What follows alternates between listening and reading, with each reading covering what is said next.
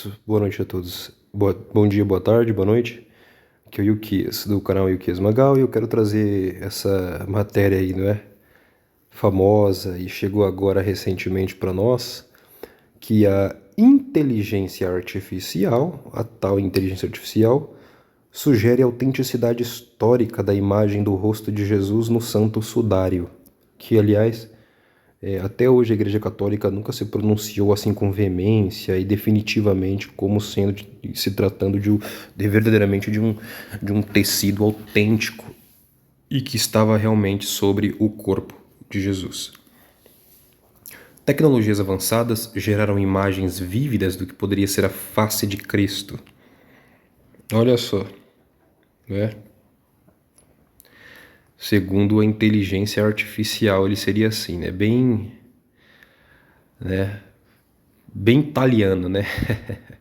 Bem italiano, bem romano, o Jesus que a inteligência fez, né? A inteligência artificial tem muito dado, né? Muitos algoritmos, muito conhecimento armazenado nela, então ela pode realmente projetar algo aí interessante. Mas eu queria que vocês tomassem muito cuidado com isso, porque a inteligência artificial ela já está se tornando assim a conselheira das nações, conselheira das pessoas. E as pessoas nem sabem o que isso é, como é que funciona esses dados, o que está por trás disso, né?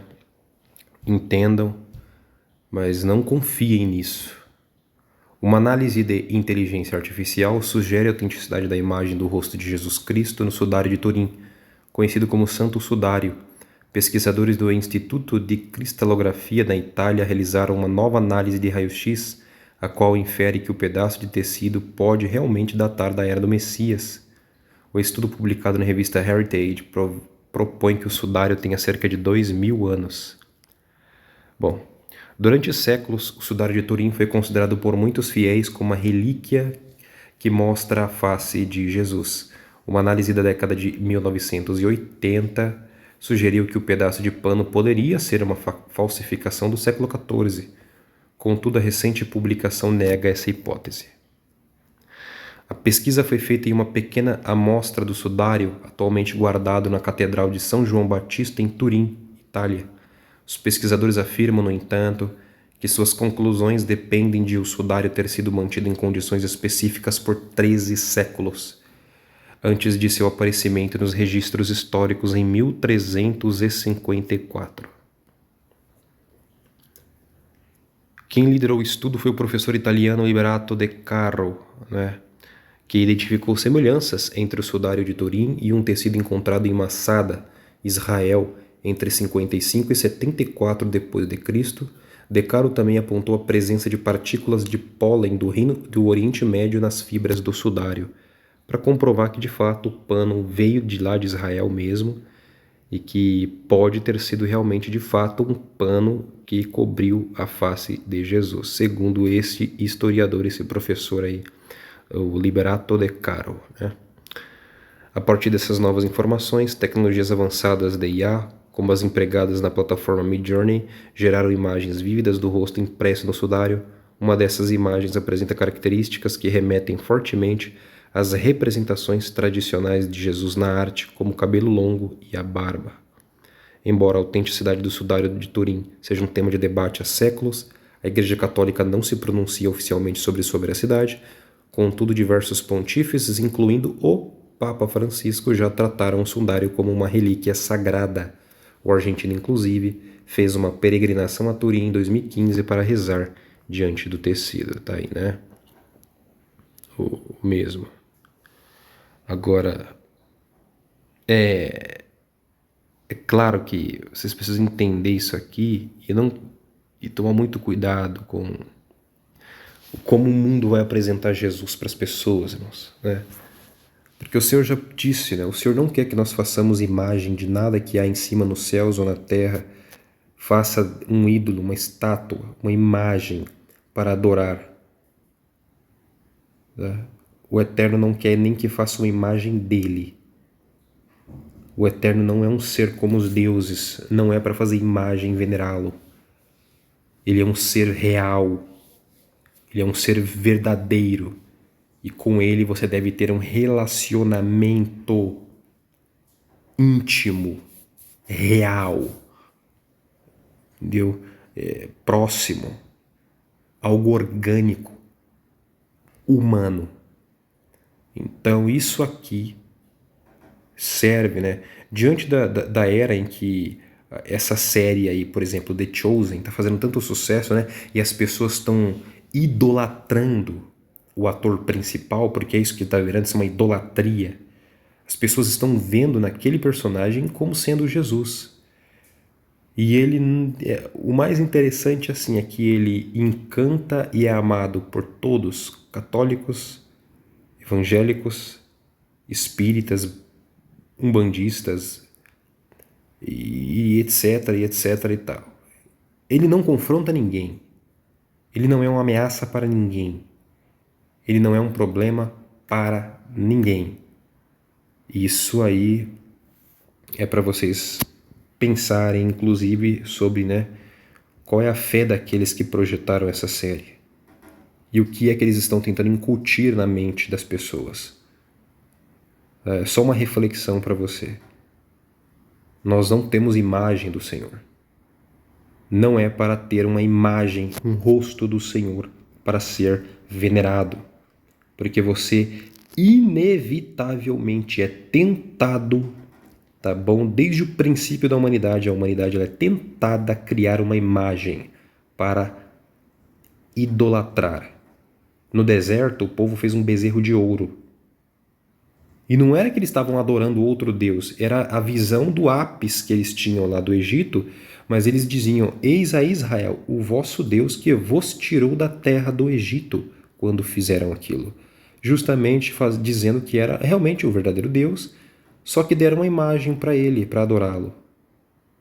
E o Senhor, isso é um mandamento da Torá. É um mandamento, está nas escrituras sagradas. Tá? Isso está na Torá de Moisés. Não façam imagens de escultura, nem de fundição, seja de ouro, prata, ferro, metal, de madeira ou pedra, de nada que há em cima nos céus, na terra ou embaixo dela. Não façam imagens. E agora a inteligência artificial ela está sugerindo como era o rosto de Cristo. Se fosse necessário descrever a aparência do Pai e do Filho, o Senhor tinha tratado nas Escrituras de mencionar esses detalhes com ênfase. Cantares fala sobre como é o Senhor. Cantares fala, Apocalipse fala de algumas vezes da visão do profeta quando ele vê o Eterno ou quando ele vê Yeshua, como ele vê ele. Mas isso não é a ênfase das Escrituras. Isso não é o clímax da mensagem. Não é ponto principal nas Escrituras para o Eterno. A aparência. Não é. E você não pode se relacionar com um ser que você idolatra, que você venera, porque a idolatria ela é proveniente de um espírito de cegueira, de feitiçaria, de magia. Ela cega o entendimento humano. E para estar com o Eterno você não está cego, ele abre a sua visão, ele abre o seu entendimento para um relacionamento profundo entre um ser como nós limitado e ele, que é a verdade absoluta. Entendeu? A inteligência artificial ela sugere a autenticidade histórica da imagem do rosto de Jesus. Então assim, olha, isso aqui para mim é renovando nos cristãos aí aquela antiga magia, né? Por quê? O que é quando você vai lá e pega um utensílio de uma certa religião, você ganha poder sobre aquela religião para manipular os sentimentos daquela massa, manipular espiritualmente aquela massa, manipular emocionalmente, manipular, né, economicamente, tudo isso. Tanto é que, né, na Segunda Guerra Mundial, o sujeito lá, líder da Alemanha, ele procurou, ele montou operação real, oficial, para procurar a Arca da Aliança. Porque ele sabe que aquilo é um poder imenso. O que ele queria com aquilo? Eles foram atrás da lança que perfurou o lado de Jesus.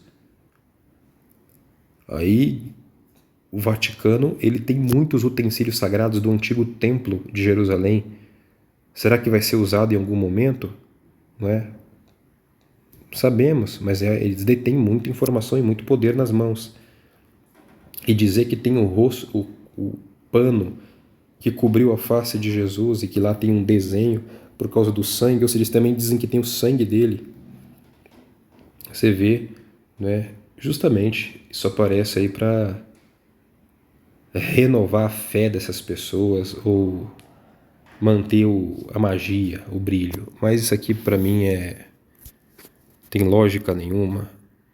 Eu também não creio que ele tivesse sido nessa aparência aí, aparência muito realmente europeia. Eu não acredito também que ele tenha sido, tá, como essas novas teorias tolas aí, porque o identitarismo também destrói tudo, né? Acha que Jesus era um negão do Oriente Médio, porque eles eram negros, porque vieram da África e blá blá blá, esse monte de bobagens aí.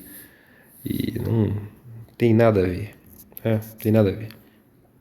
Mas o Senhor, ele era diferente, ele é da nobreza. Yeshua é um ser muito nobre e ele é da nobreza celestial.